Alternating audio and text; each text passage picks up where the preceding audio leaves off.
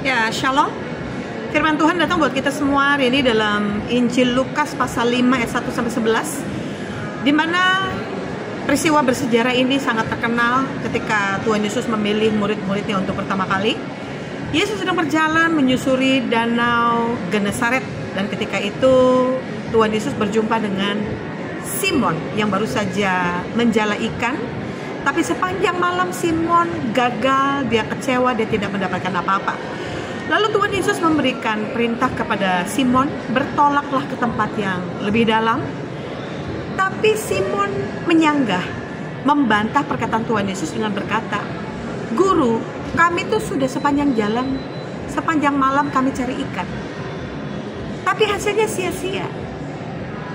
Ayat ini memberikan makna. Berapa banyak dari kita, ketika Tuhan memberikan kita aba-aba, strategi ilahi, pesan Tuhan, jalan-jalan Tuhan, seringkali kita menyangga, seringkali kita berkata pada Tuhan, enggak Tuhan, aku sudah coba jalan yang ini salah, aku sudah coba jalan yang itu salah, terlalu mengecewakan, terlalu menyakitkan.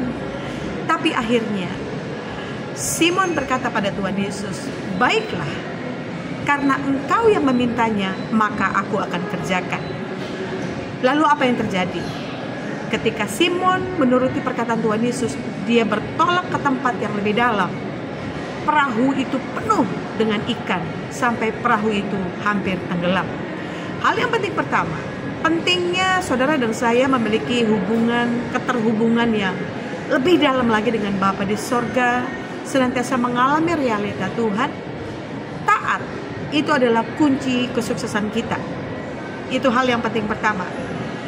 Simon secara manusia, dia kelihatannya dia taat, dia bertolak ke tempat yang lebih dalam, makanya dia dapat ikan. Tapi sesungguhnya di dalam roh atau di dunianya Tuhan, yang dilakukan Simon adalah Simon melakukan apa yang Tuhan perintahkan. Itu yang penting pertama, taat dengan firman Tuhan. Hal yang penting kedua, Tuhan mau kita masuk dalam strategi ilahi.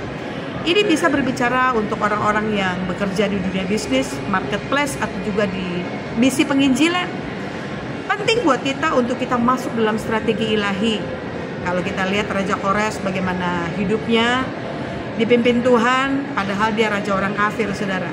Tapi Kores memberikan tangannya untuk dipegang oleh Tuhan. Kenapa tangan kanan? Kenapa nggak tangan kiri?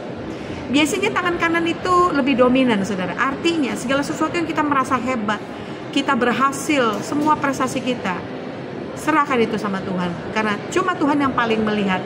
Di depan kita ada palang besi, ada pintu-pintu tembaga. Kalau Tuhan berjalan di depan kita, biar Tuhan yang terobos itu semua. Yang pertama, melekat dengan Tuhan. Yang kedua, masuk dalam strategi ilahi. Indonesia for Christ, Indonesia for all nation. Kita mau lakukan firman Tuhan ini, niscaya saudara dan saya akan berhasil. Karena Tuhan menyertai kita semua dan kita berjalan di atas kebenaran firman Tuhan. Salam Revivalist. God bless.